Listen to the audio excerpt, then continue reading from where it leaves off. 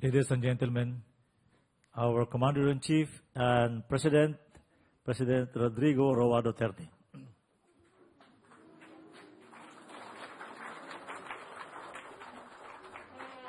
Kindly sit down, thank you. Still here? Dito boses.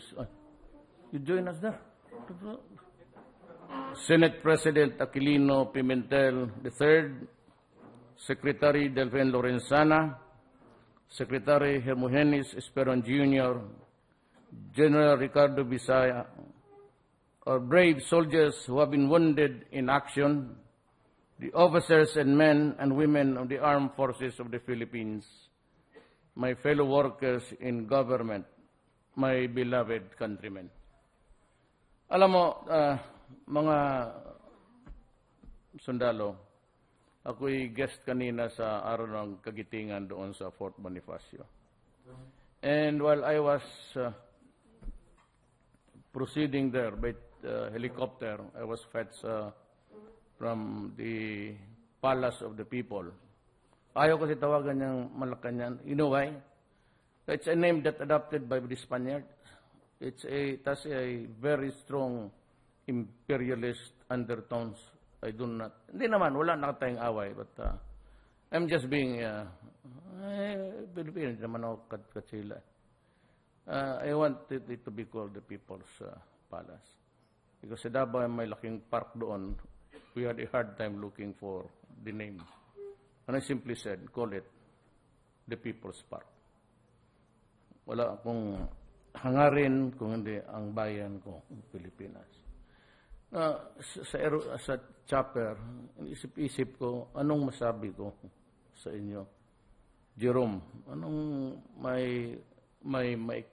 I'm not good at, Tagalog. I still have to grapple with words. So let me just say it in English. I was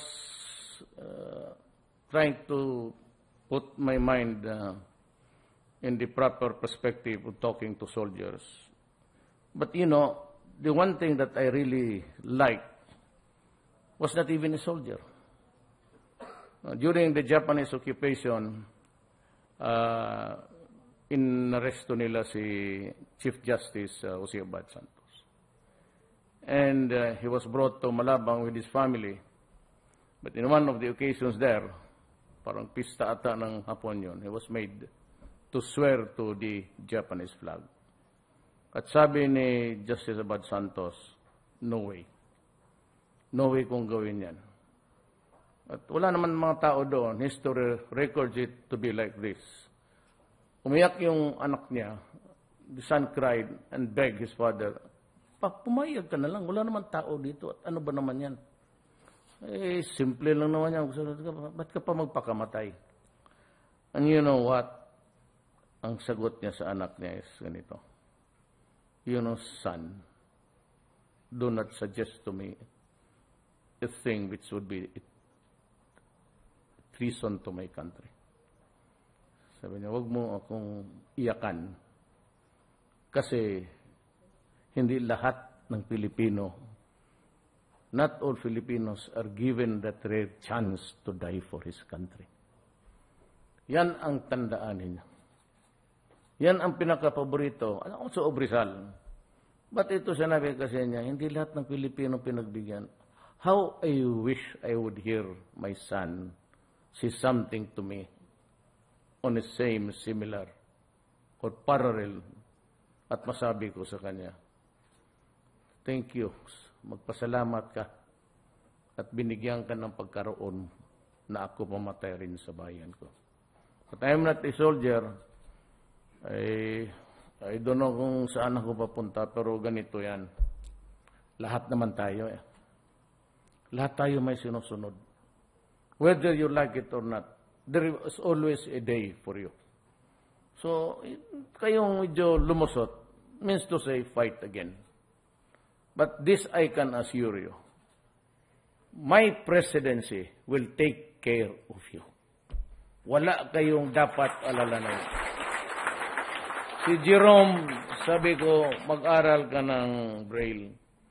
Alam mo ba, Jerome, si Bocelli? Singer? Yeah. bulag yan. Bert, kita ang lakas ng... But because his father wanted him to be a lawyer, nag-aral siya doon sa School for the Blind, and he finished law. He's a lawyer, yung kumakanta na boses maganda. Magandang lalaki. He finished law because that was what his father wanted him to be. But pagka-abogado niya, pinagbagyan niya tatay niya, bumalik siya pagkanta. Ang katabi ng gago, puro magagandang singer na babae ngayon. Nakaakbay pa minsan. Nakakainggit. You know, there's this concert with Sarah Brightman, nanapin niya. Ang taas ng boses ng babae yan. By the way, before I forget really, I brought with me, humingi ka kasi Jerome at yung isang kaibigan mong si, naghingi kayo ng laptop. So, nandito yung laptop mo. Kumain ka muna, baka sige ka ng laptop, gano'n ang ginagawa ng lahat eh. Yung, sana yung dalawa, ibigay mo sa kanya pati ano.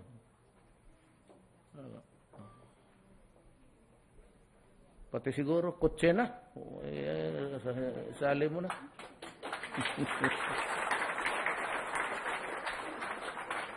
Where's the other one?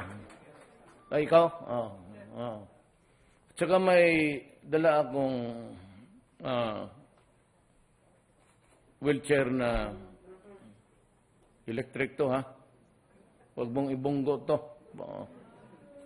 Huwag ka rin sa hagdanan. Diyan ka lang sa baba. It's an electric wheelchair. At sino ko yung may gustong kailangan, baski tuhod lang yung maliit na sugat, gusto mo lang magpasyal-pasyal, ayan. Patakbuhin mo. Okay, but he has to learn, parang drive lang yan eh. Yung parang manubela. But it's, sana, ayan, ang wheelchair na sa likod. Sa uli mo yan doon sa doktor mo, ano, pangit yan. Ito na, ayan, drivean mo yan. Parang manubela lang. Ganun mo lang. So, wag na muna tayo mag-speech, mag-storya na lang tayo. Careful, ha? Careful, alalayan mo. No. Wag mong, antayin mo lang yung ano. You will be ready for that.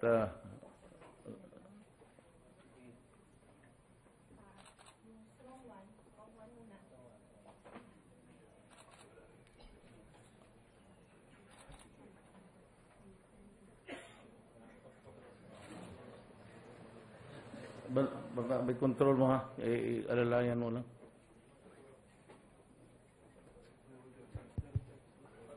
Where's the technician?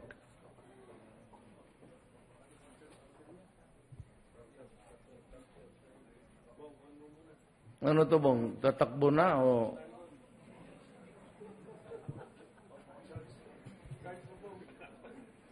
Baka magkurintihan pa ang puwit niyan. Mas madoble ang problema natin dito.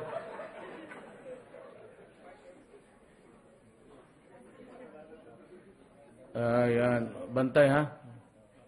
Parang forward mo lang.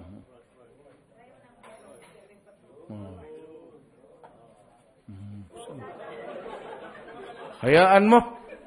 Sekretary lang naman pati yung Senate President niya. Bunggo. Tapos side, ganon. Ganon lang. Sanay ito.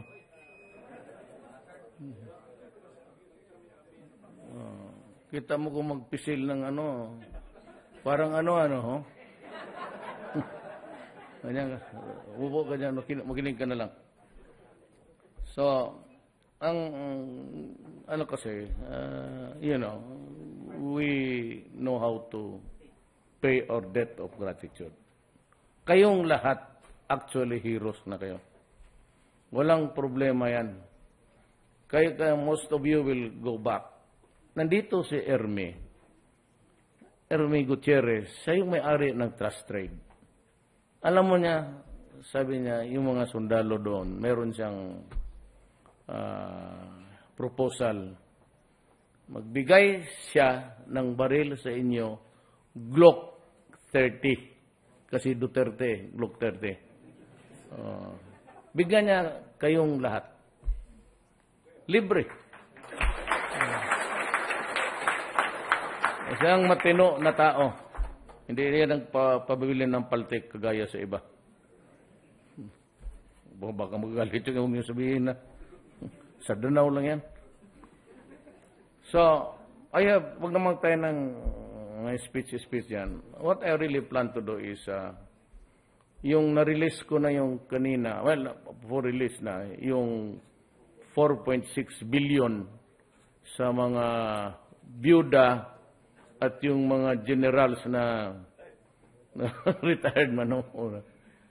Pero para sa inyo, we will continue the assistance financially.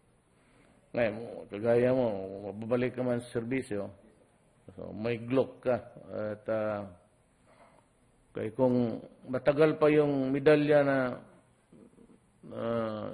yung promotion, I mean, I can hurry up, Secretary Lorenzana, bilis-bilisan mo para ma-promote na kayo. But yung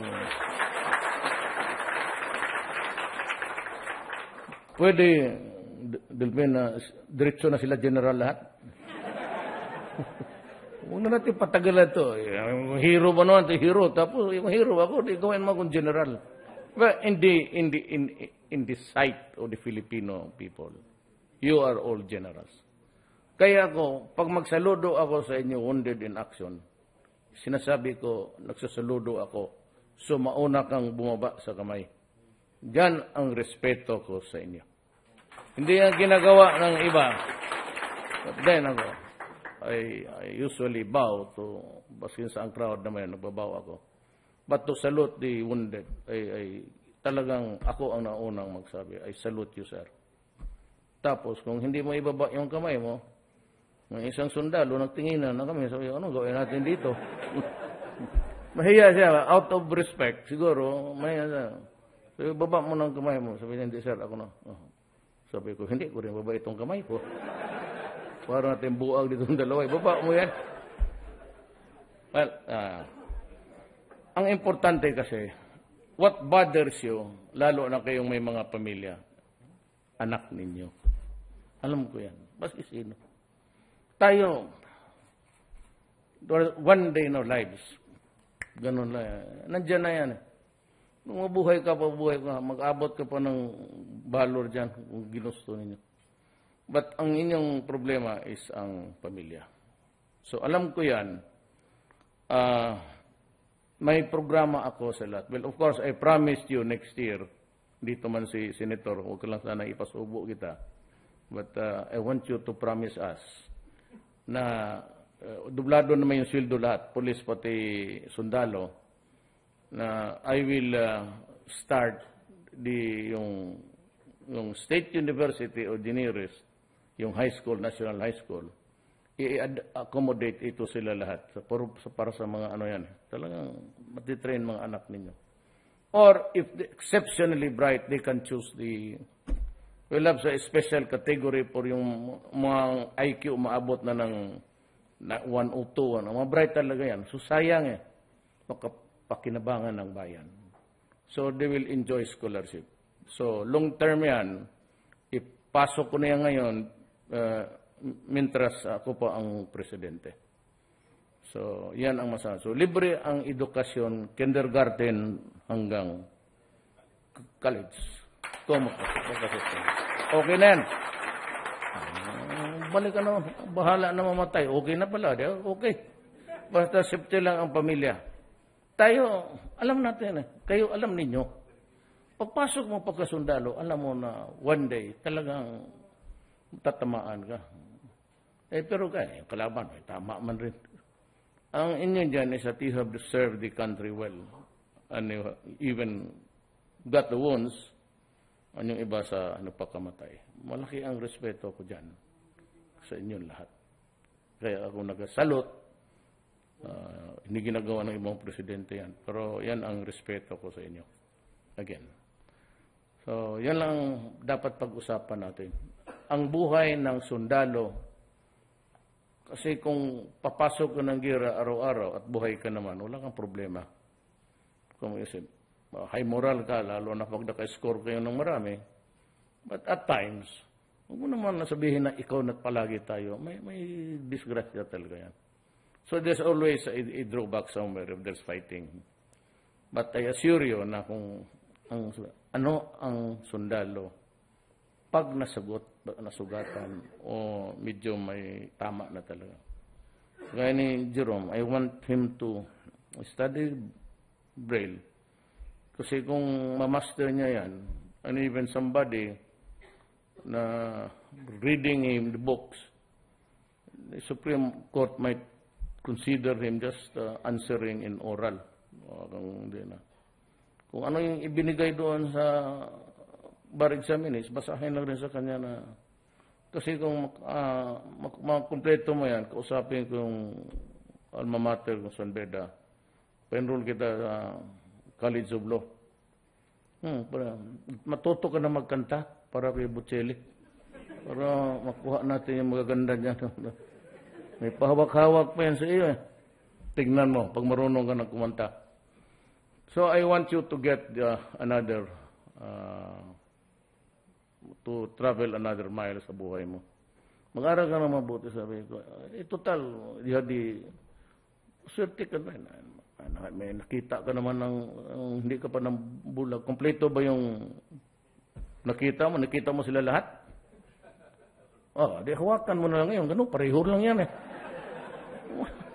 Pag hinawakan mo, alam mo na yan kung ano. Do not be too sentimental about it. Kasi there is life after being wounded. Kanyang-kanyang swerte yan. So, binigay ng Diyos yan sa iyo. It's only God that can answer you. I cannot do it. But I'm sure that dito kami, hindi ka namin pababayaan. Sa Davao ako, ngayon ako si Mayor. Kaya tamang Davao, maganda.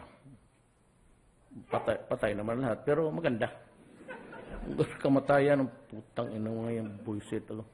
Sabi ko sa kanila talaga, kriminal, umalis kayo dito. Mga durugista, umalis kayo dito. Lahat kayong ganwa umalis. Pag patayin ko kayo. Nung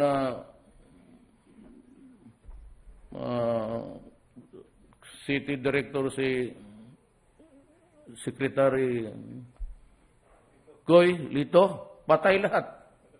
Doon naubos. Demandado naman kami lahat. Sila. Do you know, recommended sila for dismissal 27 police officers. Kaya ako nagwala eh. Sabi ko, hindi ako papayag. Hindi ako papayag na may sundalo, may pulis, magpunta ng kulungan dahil sa nagtatrabaho. Kalukuhan yan. Kalukuhan yan. Huwag kang magtakot. Basta trabaho. Isang perma lang yan. Ano? Pardon. Nandyan sa konstitusyon. Totoo. Sumunod ka lang. Huwag kang gumabimahin ng iba. Anong sinabi sa iyo, gawain mo to, gawain mo. Trabaho. Wala kayong problema. Pailan kayo ng kaso, talo kayo sa korte. Dali. Kunin mo dyan kay buong yung signed na yan, lahat. Ganong kapal. Pinirmahan ko na dati, pardon dito, pardon doon. Tangin. Wisit. Sa trabaho tayo, trabaho. Protektado kayo. Lahat. Lahat basta nagtatrabaho. Wala kayong dapat. Magsabi kayo na pilitan kang magrat-rat dyan, may tinamaan ng 10 magandang babae. Magalit ako. Bakit ang maganda ang pinili mo? Pero yung kasalanan, mababaliwala yan. Basta in the performance of duty, there is really no problem. And to think that, hindi natin trabaho yan. Pato mabuti na rinig lang. Bakit balutin pa ni Bato yung patay? Hindi ba trabaho ng sundalo o pulis yung gawa ka ng mami dyan. Hindi mo mga nabalot siya. Wasting your time. Isang bala lang yan. And when you are in a war, in the coming days, it will be hard for us to, pero tandaan mo, huwag kayong pumunta ng gera na may galit ka. Professional. Gano'n. Hindi natin. Isang bala lang. You save ammo there, do that. Kalukuhan mo. Gobyerno tayo. Kasi huwag kayong pumasok ng gera na may galit kayo, putang ina, nandito ba na? Magdidisgrasya. You waste your resources and you are inviting danger. Kung ano yung tinuro sa inyo sa training, yun lang. Pero pag umabot ng panahon, sabi ko, lahat naman tayo. Ang importante lang, alam namin na ang asawa mo, protektado. Alam namin kung ilang babae ang pinanganak mo pa kasi kawawa eh. So, ilan ba ang asawa mo talaga? Huwag mo akong bulahin. Just tell me the truth. Kasi tulungan rin natin yan. Yung ganong karamihan yan, pulis. Police eyes. Ang namatay ang pulis, 3 pamilya minsan. Kasi walang ginagawa ang mga buang kung magparking dyan sa mga barbar. Lahat ng mga gaganda, kanila. Lahat naman ng kompromiso, pulis. Usually ang 2 asawa niyan, mag-iyak. Saan ba si Bato? Ilan ba yung kanya? Tanong nga. Well, anyway, seriously now, huwag kayong go back and fight. Kung soldado ka, alam mo ganito, papiliin ka. Soldado ka, tumawid ka dyan sa Edsampu, tapos nasagasaan ka pa ng, yan ang gusto mong kamatayan? Kung ako ang sundalo, gusto ko mamatay ako dyan sa ratratan tayo harapan. Bakit ako magpamili ng kamatayan na anong edad o basta ako sundalo. Ako'y handang mamatay. Ang sinasabi ko lang sa gobyerno, huwag kalimutan. Kasi yung buhay namin, inalalay mo sa ating bayan. The least that we can do, ladies and gentlemen, is really na huwag natin pabayaan. Pamilya yan. Ang sekreto, ang nagbibigay sa kanilang psychologist, pamilya. Ano ang mangyari sa mga anak ko? Hindi pa yung asawa, palitan mo na yan. Palit ako 2 beses na eh. Pero anak, hindi pwede yan. Anak is anak. So, hiwalay ako sa asawa ko, pero alam ko, mahirap basta, lalo na yung lalaki, yung anak natin babae. Kalala tayo na. So, disabuse your mind not to think of so much. Concentrate ka na lang ng rehab mo. Then we'll take care. At magagawa ako ng programa. Na pagkatapos, kung hindi ka na talaga pwede dyan sa banatan, you can have a very functional and productive life. Ang importante, ano ang gawin mo from this kung hindi ka na makabalik sa battlefield. So you must be happy with it. So pinapipili ko kayo ng kung ano ang gusto ninyo. But pamilya, protektado. By December, I think, makumpleto na yung doble na ang sweldo. Yun ang pangako ko nung eleksyon. Hindi not because na gusto ko yung bulahin na sweldo. 23 years ako mayor. Baski dahil mo Secretary Lorenzana. Mayroon niya siyang artillery noon si Gutierrez. Artillery yung bukid, wala yung isang pamilya. Tangina, sabi ko, anong klase? So, I was there to help the soldiers. Yung Howitzer, hindi mo naman malaman talaga kung saan magbagsak yan. Nabagsak doon sa bahay. Hindi nawala, ang tao doon lahat. Walang makita. So, but we were able to fix it. I was always there when they needed me. And for as long as God will give me the productive years of my life, I'm 71, I will be in the presidency to protect you and to pray. Maraming salamat.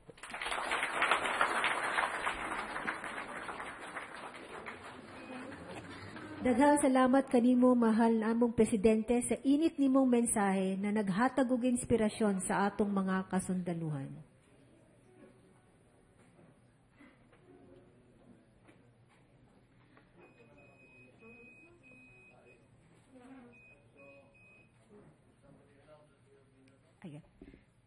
May I invite everyone to enjoy the meal and the company at your table.